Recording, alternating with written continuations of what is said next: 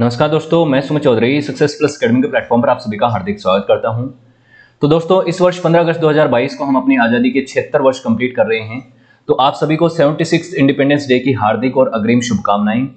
स्वतंत्रता दिवस independence day दोस्तों हमारे देश का सबसे बड़ा और सबसे महत्वपूर्ण त्योहार है, क्योंकि ये वो त्योहार है जो आप सभी को अपनी जाति, धर्म और संप्रदाय से ऊपर उठाकर एक भारतीय बनाता है, एक आज़ाद भारतीय बनाता है। और दोस्तों, 200 साल के एक क्रूर और तानाशाही शासन के बाद ब्रिटिश हुकूमत से 15 अगस्त 1947 को हमें आज़ादी मिली। और ये आज़ादी हमें कोई गिफ्ट में नहीं मिली दोस्तों, इसके लिए हमने एक लंबा संघर्ष किया है और हमारे स्वतंत्रता सेनानियों ने अपने जीवन का बलिदान तक दिया है। तो इस त्योहार को सेलिब्रेट करने के लिए हमें प्रतिबद्ध रहना चाहिए और ये हमारी एक नैतिक जिम्मेदारी भी है और हमारे लिए ये एक खुशनुमा माहौल भी है। और इस साल इस त्योहार को मनाने के लिए हम एक त्योहार मना रहे हैं, एक कैंपेन चला रहे हैं जिसको कहा गया है तिरंगा यात्रा। ये भारत सरकार के द्वारा, प्रधानमंत्री मोदी जी के द्वारा इसको इनॉग्रेट किया गया था और कहा गया था कि 13 अगस्त से 15 अगस्त के बीच में ये स्वतंत्रता और तिरंगा यात्रा चलाई जाएगी। हम आज़ादी के अमृत महोत्सव को मनाएंगे और दोस्तों मना भी रहे हैं। हमारे देश में हर जगह घर घर में तिरंगा फहराया जा रहा है। अपने वर्क स्पेस पे लोग तिरंगा फहरा रहे हैं, अपने घूमते समय व्हीकलों के ऊपर भी कई लोग तिरंगा फहरा रहे हैं, जो कि सही भी नहीं है वैसे देखा जाए तो दोस्तों, हर व्यक्ति अपनी आज़ादी को सेलिब्रेट करना चाहता है। स्वतंत्रता दिवस में अपने स्वतंत्रता सेनानियों के प्रति अपना भावनात्मक श्रद्धांजलि देना चाहता है और अपनी आज़ादी के महोत्सव को मनाना चाहता है। लेकिन इस दौरान क्या होता है, तिरंगा मनाने के दौरान हम कुछ गलतियां कर बैठते हैं जो कि तिरंगे के लिए अपमानजनक हो जाती हैं। वो जाने अनजाने में ही होती हैं, लेकिन ऐसी गलतियां हमें नहीं करनी है, क्योंकि हम तिरंगा फहरा रहे हैं तो हम एक सही तरीके से फहराएं और हमें इसके लिए तिरंगे फहराने के नियमों को जानना बहुत जरूरी है। तो इस वीडियो में हम जानेंगे कि भारत में तिरंगा जो है, हमारा जो राष्ट्रीय ध्वज है, उसको फहराने के क्या नियम हैं और कौन सा चीज आपको करनी है और कौन सी चीज आपको नहीं करनी है। साथ ही हम जानेंगे कि तिरंगे का इतिहास क्या रहा है, भारत के राष्ट्रीय ध्वज का इवोल्यूशन कैसे हुआ, इसका इतिहास क्या है, कैसे कैसे हमने एक के बाद नए नए ध्वज लाए और लास्ट में फाइनली ये जो तिरंगा है आज के समय ये तय हुआ कि ये हमारा राष्ट्रीय ध्वज होगा। इसकी क्या विशेषताएं हैं, इसमें कौन सा कलर किस चीज को रिप्रेजेंट करता है, क्या इसके मायने हैं, इन सभी चीजों के बारे में हम बात करेंगे। और यहाँ पे देखिए, आपको तस्वीर में दिख रहे हैं कि 1906 में इस तरीके का तिरंगा हमारा ध्वज था। ये ऑफिशियली और अनऑफिशियल सभी तिरंगों ध्वजों की हम बात करेंगे। तिरंगा मतलब ट्राई कलर, 3 जिसमें कलर हैं उनकी हम बात कर रहे हैं। ये तो हमारा फाइनल है जो कि 1947 से चलता आ रहा है, लेकिन उससे पहले कई सारे ध्वज हैं जो हमारे फ्रीडम स्ट्रगल के दौरान अलग अलग स्वतंत्रता सेनानियों ने और अलग अलग लोगों ने उनको एक भारत के ध्वज की तरह उनको स्टैब्लिश किया। तो दोस्तों, एक फ्लैग का महत्व क्या है, नेशनल फ्लैग होता क्या है। हर एक देश का अपना एक फ्लैग है, अपना एक झंडा है, जो कि एक सिंबल होता है एक फ्री कंट्री का। कोई भी देश आजाद मुल्क है तो उसका अपना एक झंडा होता है। और ये जो आज का तिरंगा झंडा आप फहराते हैं, ये तिरंगा झंडा जो है ये 22 जुलाई 1947 को इसको कॉन्स्टिट्यूशनल असेंबली जो थी, हमारी संविधान सभा थी, उसने स्वीकृति दी कि ये हमारे देश का राष्ट्रीय ध्वज होगा। आज़ादी से कुछ दिनों पहले ही ये चीज हुई थी। 15 अगस्त 1947 को देश आजाद हो रहा था, उससे पहले संविधान सभा में ये चीजें बातचीत चल रही थी। उसके बाद ये जो झंडा है ये ही भारत का झंडा बना 26 जनवरी 1950 को, जब रिपब्लिक ऑफ इंडिया बना। भारत अपना संविधान जब लॉन्च करता है 26 जनवरी 1950 को, उसके बाद से ये झंडा भारत का नेशनल फ्लैग बन गया। ठीक है, तो इसको ट्राई कलर भी बोलते हैं, हम तिरंगा भी बोलते हैं, क्योंकि इसमें 3 रंग हैं। तीनों रंग कौन कौन से हैं, केसरिया सबसे ऊपर, उसके बीच में हमारा सफेद कलर, व्हाइट कलर और नीचे ग्रीन कलर, और बीच में इसके है अशोक चक्र। सबके क्या मायने हैं इसको एक एक के हम पढ़ेंगे। फिर भी मैं आपको बता देता हूँ, इस स्लाइड में सबसे ऊपर केसरिया कलर है, बीच में मिड में व्हाइट कलर है, नीचे ग्रीन कलर है। सबका इक्वल प्रोपोर्शन है, सब बराबरी की चौड़ाई होती है इन पट्टियों की। और उसके अलावा ये जो झंडा है, इसकी अगर लंबाई और चौड़ाई की बात करें तो लंबाई और चौड़ाई का जो रेशियो है वो 3:2 होना चाहिए। यहाँ पे अगर मान लीजिए 3 मीटर लंबा झंडा है तो इसकी चौड़ाई सिर्फ 2 मीटर होनी चाहिए। अगर मान लीजिए 1.5 मीटर चौड़ा है तो इसकी चौड़ाई जो लंबा है तो इसकी चौड़ाई जो है वो 1 मीटर होनी चाहिए। मतलब रेशियो हमेशा 3:2 होना चाहिए।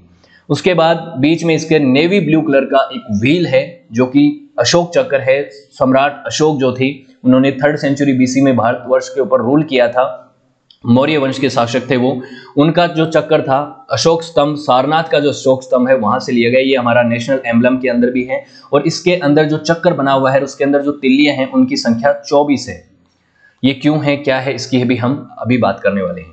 तो सबसे ऊपर का जो कलर है केसरिया, सैफ्रॉन कलर जो है, ये इंडिकेट करता है स्ट्रेंथ को और करेज को, मतलब ताकत को और बहादुरी को, शौर्य को ये रिप्रेजेंट करता है। मिड का जो व्हाइट कलर है ये शांति का प्रतीक है, पीस का प्रतीक है, सच्चाई का प्रतीक है और धम्म चक्र का प्रतीक है, इसकी भी हम बात करेंगे। और जो नीचे नीचे जो ग्रीन कलर है ये फर्टिलिटी, ग्रोथ और ऑस्पियसनेस का प्रतीक है, मतलब समृद्धि का प्रतीक है ये ग्रीन कलर। तो यहाँ पे आपको ये नहीं देखना है, पहले के समय पे इसको ऐसा देखा जाता था कि केसरिया कलर हिंदुइज्म का प्रतीक है, ग्रीन कलर इस्लाम का प्रतीक है, ऐसा नहीं है। यहाँ पे जो प्रतीकात्मक कलरों को दिखाया गया है वो दिखाया गया है कि सैफ्रॉन कलर जो है वो करेज और स्ट्रेंथ का है और ग्रीन कलर यहाँ पे फर्टिलिटी का और ग्रोथ का प्रतीक है, ये ध्यान रखना है। बीच में जो चक्कर बना हुआ है ये धर्म चक्कर, ये धर्म चक्कर क्या है, देखिए जो हमारे जो सम्राट अशोक हैं वो बुद्धिज्म को मानते थे और बौद्ध धर्म के अंदर आप जानते हैं कि गौतम बुद्धा ने जब सारनाथ में अपना स्पीच दिया था तो उसको बोला जाता है धर्म चक्कर परिवर्तनम, यानी धर्म का पहिया पूरी तरह से रोटेट कर गया, बदल गया और अब धर्म की लोगों को एक नई परिभाषा पता चल गई, लोगों को उनका एक अलग ही तरीके का इनलाइटमेंट हुआ है। तो ये इनलाइटनमेंट को उन्होंने प्रतीकात्मक तौर पे दर्शाया था। और ये जो चक्कर है इसमें भारतीय ध्वज में ये प्रतीक किस चीज का है, ये बताता है कि लाइफ इज मोमेंट, मतलब जैसे कहते हैं ना चलती का नाम गाड़ी, और डेथ इज स्टैग्नेशन, डेथ किसका प्रतीक है, रुकने का प्रतीक है। तो पहिया जब घूमता रहता है तो मतलब आपकी लाइफ मोमेंट में है, रोटेशन में है, तो ये इसका मतलब है व्हील ऑफ लॉ। ये लॉ मतलब नेचुरल लॉ की बात हो रखी है, यहाँ पे कोई संवैधानिक लॉ या कानून के लॉ की बात नहीं है, नेचुरल लॉ है उसकी बात यहाँ पे हो रखी है। उसके बाद बात आती है कि जो भारतीय ध्वज है, इंडियन ट्राई कलर है, इसका इतिहास क्या रहा है कि ये किस किस फेज से होकर निकला है कि फाइनली हमने ये तय किया कि ये जो ध्वज है यही हमारा राष्ट्रीय ध्वज होगा। तो कई इसके अंदर वो रहे हैं, स्ट्रगल रहे, कई चीजें रही हैं, कई इसके अंदर आप देख सकते हैं डेवलपमेंट हुए हैं। तो इंडियन नेशनल मूवमेंट जब चल रहा था, फ्रीडम स्ट्रगल जब चल रहा था, तो कई नेशनल रिवॉल्यूशनरीज ने, कई बड़े क्रांतिकारियों ने और जो हमारे देश के स्वतंत्रता सेनानी हैं उन्होंने अपने अपने हिसाब से देश की स्वतंत्रता को स्टैब्लिश करने के लिए अपना अपना ध्वज फहराया और कहा कि ये जो फ्लैग है ये हमारा भारत का फ्लैग है और इससे हम वो ये रिप्रेजेंट करना चाहते थे कि हम स्वतंत्र हैं और हम स्वतंत्र होना चाहते हैं, हम ब्रिटिश फ्लैग के नीचे नहीं रहेंगे, ब्रिटेन के गुलाम नहीं रहेंगे। तो भारत का जो पहला फ्लैग था वो कुछ इस तरीके का दिखता था, जिसके बीच में वंदे मातरम लिखा हुआ है, ऊपर ग्रीन कलर था, बीच में येलो कलर था और नीचे कलर जो था वो रेड कलर था। ये जो पहला था फ्लैग ये लाया गया था 7 अगस्त 1906 को। ये फ्लैग लाया गया था फारसी बैगन स्क्वायर में, ग्रीन पार्क जो है कलकत्ता में, वहां पे इसको लाया गया था स्वतंत्रता सेनानियों के द्वारा और ये इस तरीके का फ्लैग था जिसमें वंदे मातरम लिखा हुआ था। और उसके बाद दूसरा फ्लैग जो आया ये लाए थे मैडम कामा जो थी, इन्होंने 1907 में इस फ्लैग को लेके आई थी वो, और उनका भी यही मकसद था कि भारत को एक आजाद मुल्क की तरह दिखाना। इसमें क्या है, इसमें भी 3 स्ट्रिप हैं, ऊपर है ऑरेंज कलर की, बीच में येलो कलर की, नीचे ग्रीन कलर की और इसके अंदर ऊपर 7 स्टार है। देखिए इसमें आपको 8 दिखेंगे लेकिन ये सही तरीके से रिप्रेजेंटेशन नहीं है, इसमें से 7 तो स्टार है और एक जो है वो यहाँ पे लोटस है, इसमें से बीच में वाला मान लीजिए आप लोटस है और बाकी जो है वो 7 स्टार है। वो 7 स्टार सप्तऋषि मंडल को रिप्रेजेंट करते हैं, जो हमारे पुराने ऋषि थे भारतवर्ष की, वो एक विरासत के तौर पे उनको देखा जाता है। तो वो सप्तऋषियों के बारे में इस फ्लैग में ऊपर था, बीच में वंदे मातरम लिखा हुआ था और नीचे जो है उसमें एक नीचे आधा चांद और स्टार था, उसके अलावा यहाँ पे एक और स्टार था। इस तरीके का ये फ्लैग था और बर्लिन कॉन्फ्रेंस में, बर्लिन सोशलिस्ट कॉन्फ्रेंस में भी इसको एग्जिबिट किया गया था। उसके बाद अगला फ्लैग जो आता है, थर्ड फ्लैग, ये 1917 में आता है। ये किसने इसको किया था, ये फ्लैग जो है इसको लॉन्च किया था श्रीमती डॉक्टर एनी बिसेंट और लोकमान्य बाल गंगाधर तिलक ने। ये होम रूल मूवमेंट के दौरान इसको होस्ट किया था। इसमें देखिए क्या क्या देखने को मिलता है आपको, इसमें 5 तो रेड कलर की पट्टियां हैं और उनके बीच में 4 जो हैं वो ग्रीन कलर की पट्टियां हैं, सभी हॉरिजॉन्टल हैं और उसके अलावा इसमें 7 स्टार भी हैं। वही 7 स्टार सप्तऋषि मंडल को ही यहाँ पे रिप्रेजेंट करते हैं, 7 ऋषियों को रिप्रेजेंट करते हैं। सप्तऋषि मंडल हम आकाश गंगा में भी निकालते हैं, वहां पे भी 7 तारों को हम सप्तऋषि मंडल कहते हैं, वैसे ही 7 तारे यहाँ पे लाए गए। उसके अलावा यहाँ पे लेफ्ट साइड में एक यूनियन जैक था और ये ब्रिटिश फ्लैग जैसा था। उसके अलावा यहाँ पे राइट साइड में एक चंद्रमा, हाफ चंद्रमा, और ये एक स्टार था ऊपर, और इधर ब्लैक कलर की एक स्ट्रिप थी। तो इस तरीके का जो है ये तीसरा फ्लैग था, ये भी पूरी तरीके से लागू नहीं हुआ। ये भी एक तरीके से अनऑफिशियल फ्लैग था, क्योंकि इसको पूरी देश में मान्यता नहीं मिली थी, और उस समय तो भारत की सरकार भी नहीं बनी थी किसी तरीके की, ना तो अंतरिम सरकार थी और ना ही पूरी सरकार बनी थी, तो ये फ्लैग नहीं बन पाया, चला पाया। उसके बाद फाइनली देखिए 1921 के दौरान ये जो आपका प्रेजेंट फ्लैग है इसका डेवलपमेंट एक तरह से शुरू हो जाता है।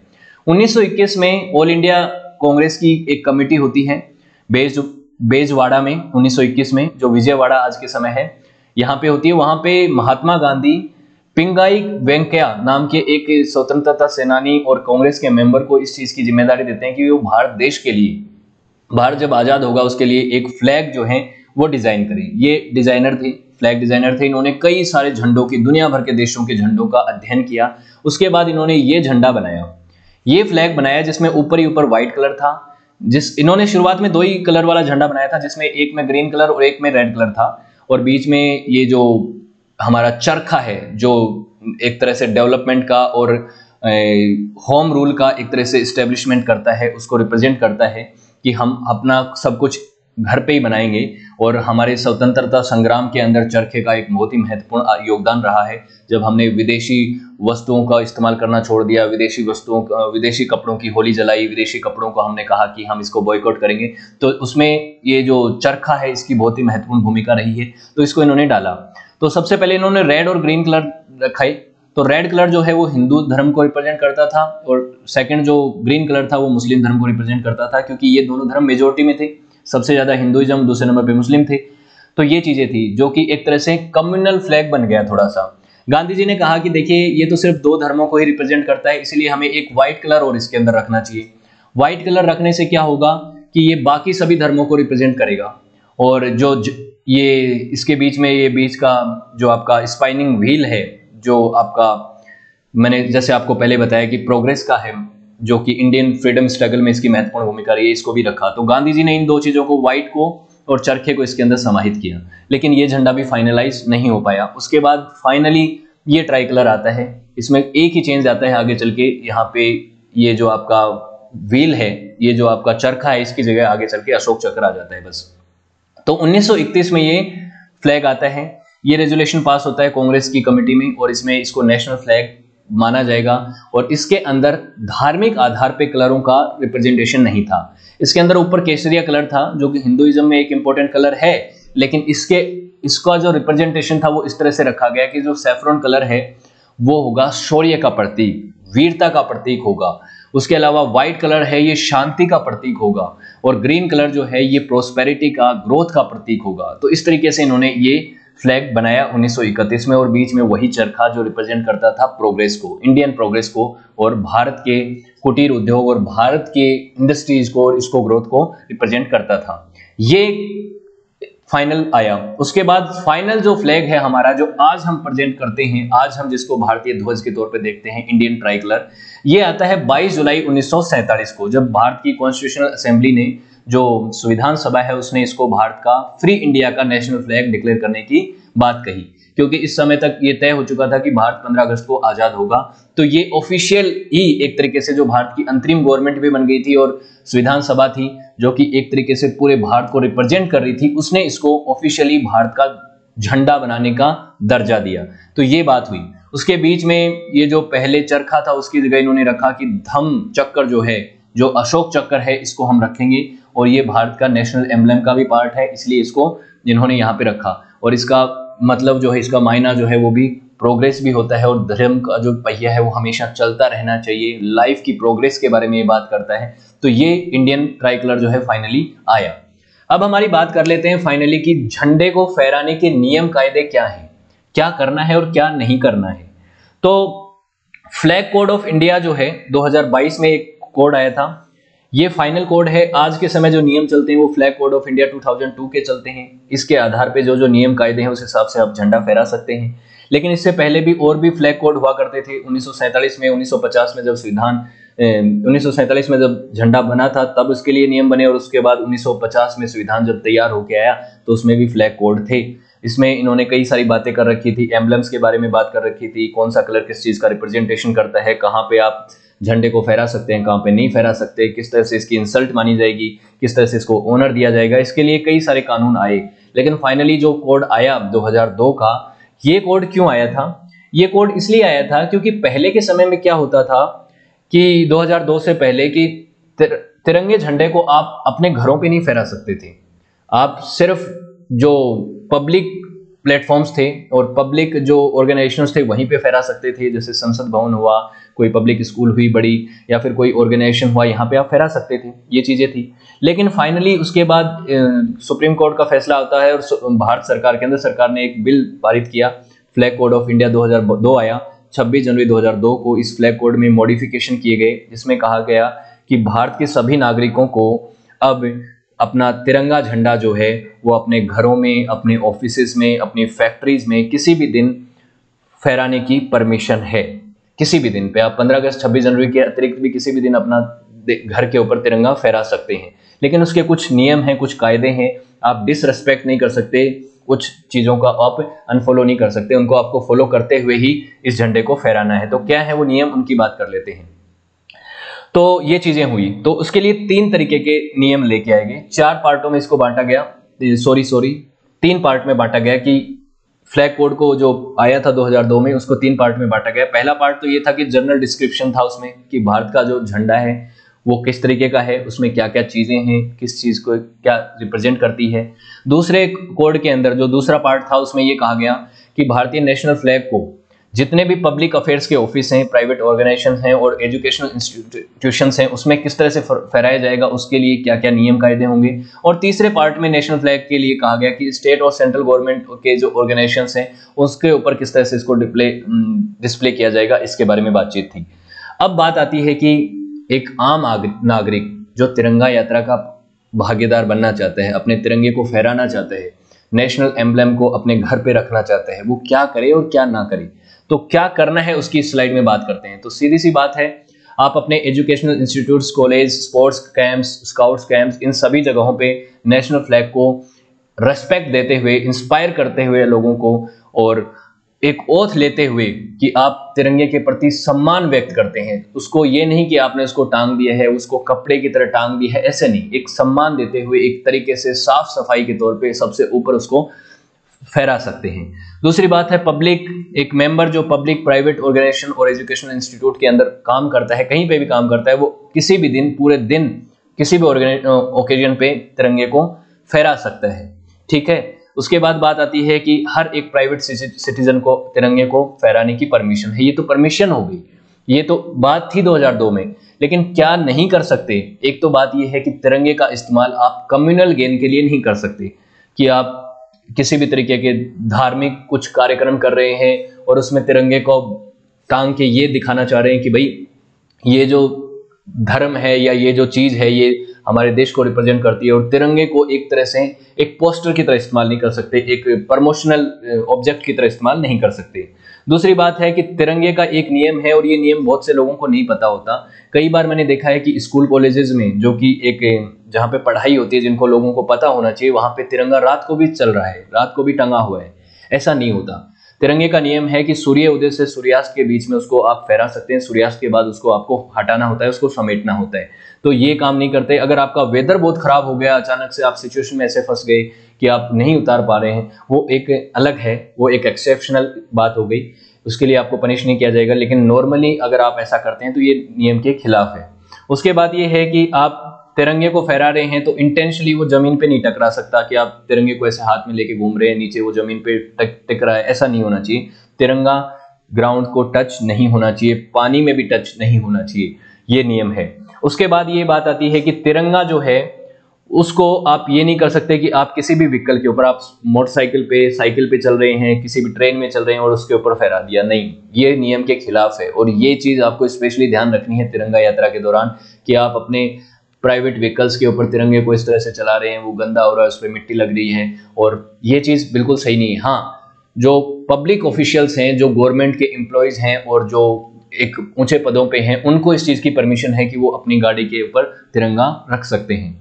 दूसरी बात है कि तिरंगे के ऊपर कोई फ्लैग नहीं होना चाहिए कि आपने यहाँ पे तिरंगा फहराया हुआ है, इसके ऊपर एक और फ्लैग लगा दिया इसके ऊपर, ये नहीं होना चाहिए कि राष्ट्रीय ध्वज का ये अपमान है कि आप तिरंगे से ऊपर किसी दूसरे झंडे को या किसी दूसरे फ्लैग को अगर आप सुपीरियोरिटी दे रहे हैं, ये गलत है, आप ऐसा ना करें, कभी भी ऐसा ना करें। अगर आपको कोई फ्लैग है और आपको उसको फहराना है, ऊपर रखना है, तो आप उस समय तिरंगा ना फहराएं।